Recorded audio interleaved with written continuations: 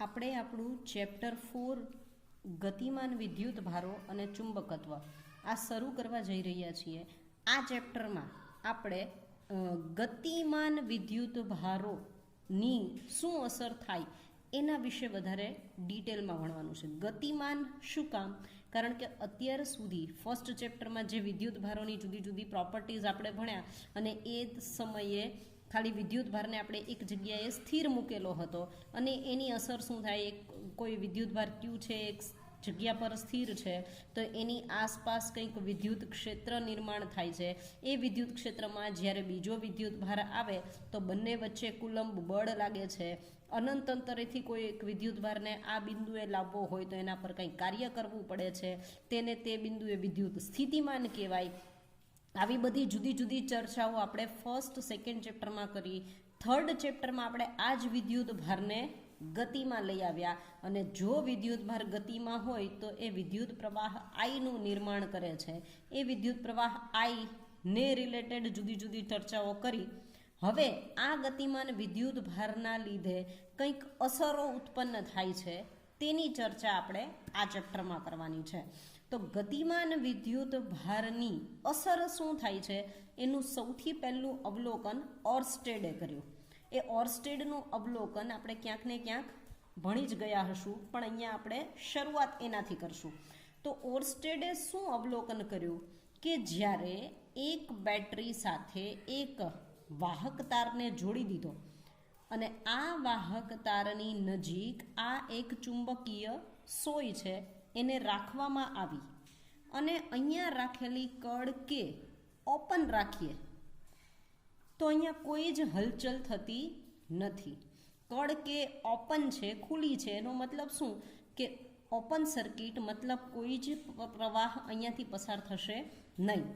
પણ જ્યારે એ કળને બંધ કરવામાં આવી અહીંયા તો આ વાહક તારમાંથી વિદ્યુત પ્રવાહ પસાર થાય છે અને એ વિદ્યુત પ્રવાહ પસાર થાય છે એના લીધે જે ચુંબકીય સોય પેલા વાહક તાર સાથે સમાંતરમાં હતી તે હવે વાહક તારને લંબ દિશામાં ગોઠવાઈ ગઈ. મતલબ કે આ ચુંબકીય સોય પર એવી કંઈક અસર થઈ કે જેના લીધે તે લંબ રૂપે ગોઠવાઈ ગઈ. એનો મતલબ કે અહીંયાથી પસાર થતો વિદ્યુત પ્રવાહ પોતાની આ તારની આસપાસ કંઈક ચુંબકીય ક્ષેત્ર ઉત્પન્ન કરે છે અને એ ચુંબકીય ક્ષેત્રમાં જ્યારે આ મેગ્નેટિક નીડલ ચુંબકીય સોય આવે છે ત્યારે તે કોણાવર્તન પામે છે, ડિફ્લેક્ટ થાય છે. જો હું અહીંયાથી વહેતો વિદ્યુત પ્રવાહ છે એની દિશા બદલાવું, દિશા કેવી રીતે બદલાવશું તો આ બેટરીના ટર્મિનલ છે ને ઉલટાવી દઈએ, એટલે કે આ બાજુ નેગેટિવ અને આ બાજુ જો હું પોઝિટિવ કરી દઉં તો આ જ મેગ્નેટિક નીડલ જો આવી રીતે કોણાવર્તન પામતી હશે તો એનાથી ઉલટી દિશામાં, એટલે હવે તે આવી રીતે ગોઠવાઈ જશે કારણ કે મેં પ્રવાહની દિશા ઉલટાવી.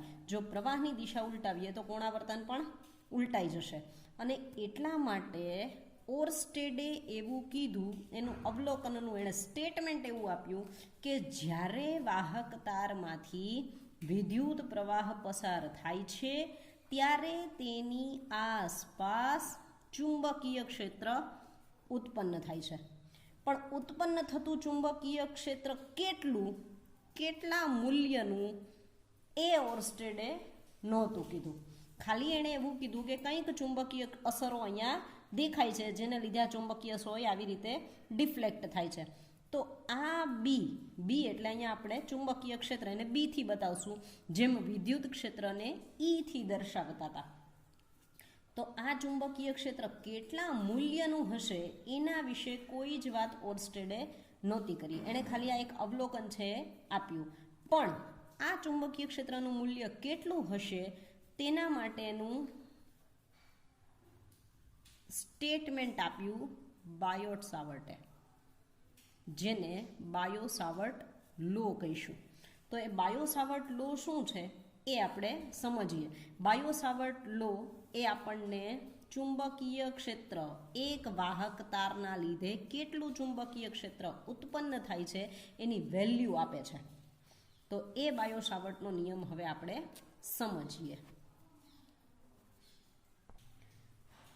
બાયો-સાવર્ટનો નિયમ સમજતા પહેલા અહીંયા એક સિમ્પલ આકૃતિ એક ડ્રો કરી છે. એમાંના નાના નાના જે કંઈ પણ એલિમેન્ટ્સ છે સમજી લઈએ. એમાં અહીંયા એક XY વાહક તાર આપેલો છે જેમાંથી વિદ્યુત પ્રવાહ I પસાર થાય છે. આ વાહક તારને બાયો-સાવરે જુદા જુદા નાના નાના નાના નાના સૂક્ષ્મ ખંડોમાં વિભાજિત કર્યું. ધારો કે DL1, DL2 આવા n સૂક્ષ્મ ખંડોમાં વિભાજિત કર્યો. એમાંનો એક નાનકડો DL જેટલો સૂક્ષ્મ ખંડ પહેલાં એણે ધ્યાનમાં લીધો. આ નાના સૂક્ષ્મ પ્રવાહ ધારિત તારના સૂક્ષ્મ ખંડની સાપેક્ષે કોઈ એક બિંદુ હું P લઉં કે જે આ DL ખંડથી R જેટલા અંતરે છે અને એ દિશામાંનો એનો સ્થાન સદિશ R છે. તો અહીંયા બાયો-સાવરે આટલા એરેન્જમેન્ટ પછી એક સ્ટેટમેન્ટ આપ્યું જેમાં એણે એવું કીધું કે ચુંબકીય P બિંદુએ ચુંબકીય ક્ષેત્રનું મૂલ્ય, જો હું એને DB કહું, ચુંબકીય ક્ષેત્રનું મૂલ્ય IDL, આને આપણે કહીશું પ્રવાહ ખંડ. DL લંબાઈ ને એની સાથે I નો ગુણાકાર બંને ભેગું થઈને બનશે પ્રવાહ ખંડ. આને કીધું ખાલી લંબાઈનો સૂક્ષ્મ ખંડ, પણ એની સાથે જો પ્રવાહ જોડાઈ જાય તો એને કહીશું પ્રવાહ ખંડ. તો P બિંદુએ IDL વિદ્યુત પ્રવાહ I અને ખંડ લંબાઈ DL બંનેનો ગુણાકાર, એના સમપ્રમાણમાં ચુંબકીય ક્ષેત્ર હોય છે. એટલે કે IDL, DB proportional to IDL. અને આ IDL ખંડથી P બિંદુ જેટલા અંતરે છે એ અંતરના વર્ગના વ્યસ્ત પ્રમાણમાં હોય છે. આવું સ્ટેટમેન્ટ એણે આપ્યું. અને આ ખાલી મૂલ્ય રિલેટેડ વાત થઈ કે મૂલ્ય કેટલું હશે, પણ જો સાથે સાથે એની દિશા પણ બતાવવી હોય તો દિશા માટે એમણે એવું કીધું કે DL અને R થી બનતું જે સમતલ છે એ સમતલને લંબ દિશામાં, એટલે આ એને લંબ દિશા, આ DL છે એ આ દિશામાં છે, DL સદિશ R છે એ આ દિશામાં છે, મતલબ કે મારા પેજને સમતલમાં બંને છે. તો એને લંબ દિશામાં એટલે કે આ દિશામાં, એ દિશામાં ચુંબકીય ક્ષેત્ર હશે. હવે એ દિશામાં એટલે બહાર આવતી દિશામાં પણ હોઈ શકે અથવા અંદર તરફ જતી દિશામાં પણ હોઈ શકે. એ અંદર છે કે બહાર છે એનું ડિસ્કશન પછી કરશું. પણ મૂલ્ય માટે એણે એવું કીધું કે IDLના સમપ્રમાણમાં અને R² વ્યસ્ત પ્રમાણમાં હોય છે અને એની દિશા DL અને R થી બનતા સમતલને લંબ હોય છે.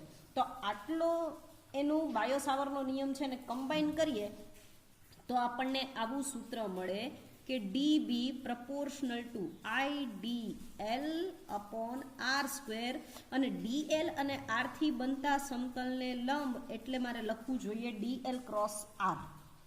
આવું શું કામ લખ્યું?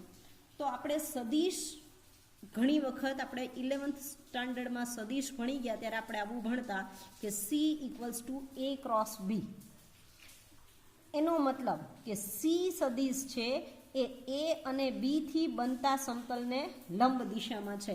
તે સમયે આપણે આવી રીતે ડ્રો કરતા, A B અને A ક્રોસ B ડ્રો કરવો હોય તો એ આ દિશામાં હોય, C હંમેશા આને લંબ આ દિશામાં. તેવી જ રીતે અહીંયા એના સ્ટેટમેન્ટ મુજબ DL અને R થી બનતા સમતલને લંબ દિશામાં જો B હોય તો મારે IDL ક્રોસ R લખવું પડે અને R² વ્યસ્ત પ્રમાણમાં છે. આ થયા એના કથનનું મેથેમેટિકલ ગાણિતીય સ્વરૂપ.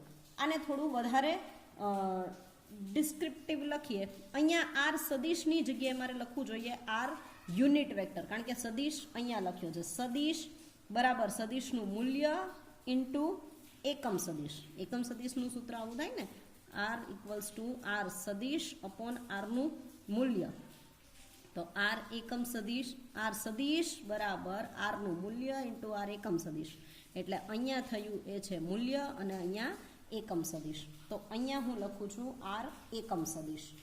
આ એકમ સદિશની જગ્યાએ હું આર સદિશ અપોન સદિશનું મૂલ્ય એમ પણ લખી શકું. તો હવે હું અહીંયા બે વસ્તુ કરું છું. આર એકમ સદિશની જગ્યાએ આ સૂત્ર લખું છું અને પ્રપોર્શનાલિટી કોન્સ્ટન્ટ એડ કરું છું, સમપ્રમાણતા અચળાંક. તો અહીંયા સમપ્રમાણતા અચળાંક શું આવશે? તો એ છે μ0 અપોન 4π IDL ક્રોસ આર સદિશ યુનિટ વેક્ટર એકમ સદિશની જગ્યાએ હું લખું છું સદિશ છેદમાં સદિશનું મૂલ્ય. અહીંયા આર સ્ક્વેર તો છે જ, ફરી પાછો એક આર આવશે તો થઈ જશે R cube. IDL cross R, આને છૂટું પાડીએ તો ક્રોસ પ્રોડક્ટ હોય તો જ્યારે એને છૂટું પાડીએ ત્યારે સાઇન થીટા આવે. તો હું અહીંયા લખું μ0 upon 4π IDL R sine theta upon R cube. R R એક વાર કેન્સલ એટલે બનશે μ0 upon 4π IDL sine theta upon R square. Okay, તો અહીંયા આઈ શું છે? અહીંયા વાહક તારમાંથી વહેતો પ્રવાહ. DL શું છે?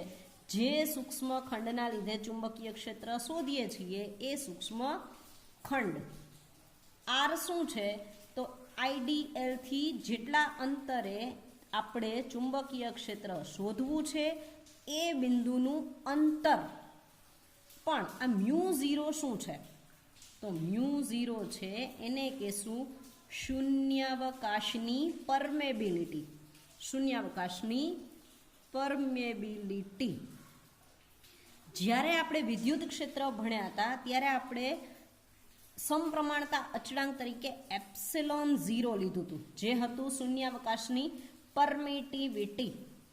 બરાબર, અહીંયા છે આ μ0 શૂન્યાવકાશની પરમેબિલિટી, જેનું મૂલ્ય હોય 4π × 10⁻⁷. એનો એકમ શું થશે? તો એનો એકમ કહેતા પહેલા હું તમને ચુંબકીય ક્ષેત્રનો એકમ કહું. ચુંબકીય ક્ષેત્રનો એકમ છે ટેસ્લા. ટેસ્લા, બરાબર, ટેસ્લાના નામ ઉપરથી જ, વૈજ્ઞાનિક ટેસ્લા છે એના નામ ઉપરથી ટેસ્લા.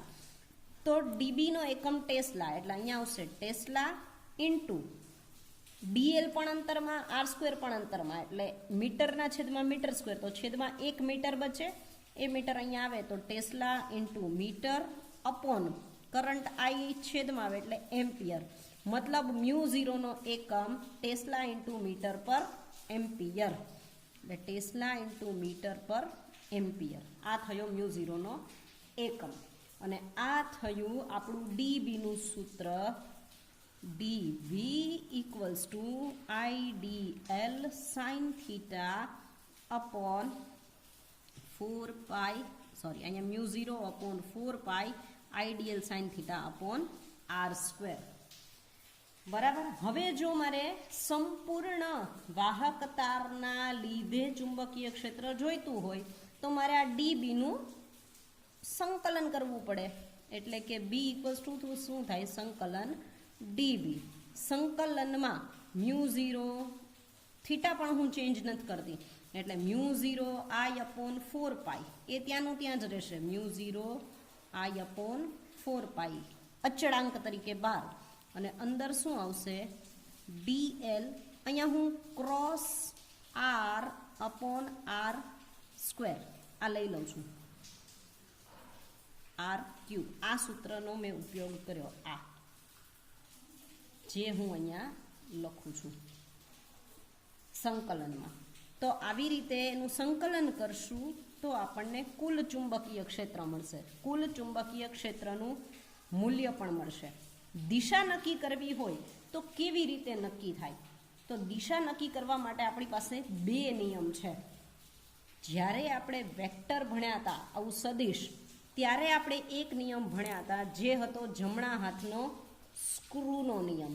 એ મુજબ શું હતું?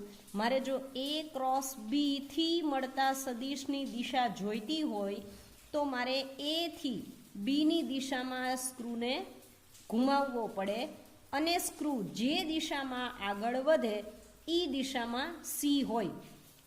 અહીંયા ડીએલ અને આરથી બનતા સમતલ માટે મળતું પરિણામ ડીબી છે. તો ડીએલ અને આર બે સદિશ છે. ડીએલ સદિશ આ દિશામાં, આર સદિશ આ દિશામાં. તો હું અહીંયા મારે પી બિંદુએ ચુંબકીય ક્ષેત્ર જોઈએ છે, તો અહીંયા હું મૂકું અને ડીએલથી આરની દિશામાં, એટલે આ દિશામાં મારે સ્ક્રૂ ઘુમાવવો જોઈએ. તો આ દિશામાં જ્યારે હું સ્ક્રૂ મૂકીને ઘુમાવું તો મારો સ્ક્રૂ અંદર તરફ જાય. મતલબ કે પી બિંદુએ ચુંબકીય ક્ષેત્ર પુસ્તકના પાનાને લંબ અંદર તરફની દિશામાં મળે છે. અને અંદર તરફ માટે આપણે સંજ્ઞા વાપરશું આવી, કારણ કે જો આપણને સ્ક્રૂ પણ એવો જ દેખાય છે, ચોકડી અંદર જવા માટે, અને એટલે એ જ સંજ્ઞા આપણે અહીંયા વાપરશું. હવે માની લઉં કે હું પી બિંદુ અહીંયા નથી લેતી, પણ અહીંયા કોઈ જગ્યાએ લઉં છું, જેને હું ક્યુ કહું. તો હવે મારો આર સદિશ આ ન બને, આર સદિશ અહીંયા બને. જે બિંદુએ ચુંબકીય ક્ષેત્ર જોઈએ છે એને ડીએલ સાથે જોડી દેવાનું છે, એ મારો આર સદિશ બને. તો હવે મારો ડીએલ તો આ જ છે, પણ મેં આર બદલી નાખ્યો અને મારે બીની દિશા જોઈએ છે ક્યુ બિંદુએ. તો મારે શું કરવું પડે? ડીએલથી આરની દિશામાં સ્ક્રૂને ઘુમાવવો પડે. આ સ્ક્રૂ મેં રાખ્યો ડીએલથી આર, એટલે એન્ટી ક્લોકવાઇઝ વિષમ ઘડી દિશામાં ઘુમાવવો પડે. તો હું આમ ઘુમાવું તો મારો સ્ક્રૂ છે એ બહાર તરફ આવે. એનો મતલબ કે ક્યુ બિંદુએ બહાર તરફ ચુંબકીય ક્ષેત્રની દિશા છે, જેને આપણે આમ બતાવશું, જે આ દિશામાં, એટલે ટપકા સ્વરૂપે, બરાબર. આ દિશામાં મારું સ્ક્રૂ આગળ વધે, બરાબર, અથવા તો બહાર આવે. તો અંદર જવા માટે ક્રોસ અને બહાર આવવા માટે ટપકું, આવું આપણે નામ સંજ્ઞા વાપરશું. તો આ થયો એનો દિશા માટેનો નિયમ. દિશા માટે આપણે હજુ બીજો એક નિયમ છે એ વધારે સરળતાથી વાપરી શકીએ એવો છે. એવો નિયમ કયો છે? તો આ જેમ જમણા હાથનો સ્ક્રૂનો નિયમ છે, જમણા હાથનો સ્ક્રૂનો નિયમ, તેવી જ રીતે બીજો છે જમણા હાથનો અંગૂઠાનો નિયમ. એ શું છે? તો જે વાહક તારમાંથી વિદ્યુત પ્રવાહ પસાર થાય છે એ વાહક તારને હું જમણા હાથથી એવી રીતે પકડું કે મારો અંગૂઠો પ્રવાહની દિશામાં રહે. માની લઈએ કે મારી બોલપેનની ટીપમાંથી પ્રવાહ બહાર તરફ જાય છે, એટલે પ્રવાહની દિશામાં મારો અંગૂઠો ગોઠવાયો. તો પ્રવાહની દિશામાં જો મારો અંગૂઠો હોય તો મારી આંગળીઓ જ્યાં વીંટળાયેલી છે તે આપણી ચુંબકીય ક્ષેત્ર રેખાઓ બતાવે છે. વિદ્યુત ક્ષેત્ર રેખાઓ આવી ક્લોઝ લૂપ ન બનાવે, આવી, પણ ચુંબકીય ક્ષેત્ર રેખાઓ ક્લોઝ લૂપ, બંધ ગાળો બનાવે.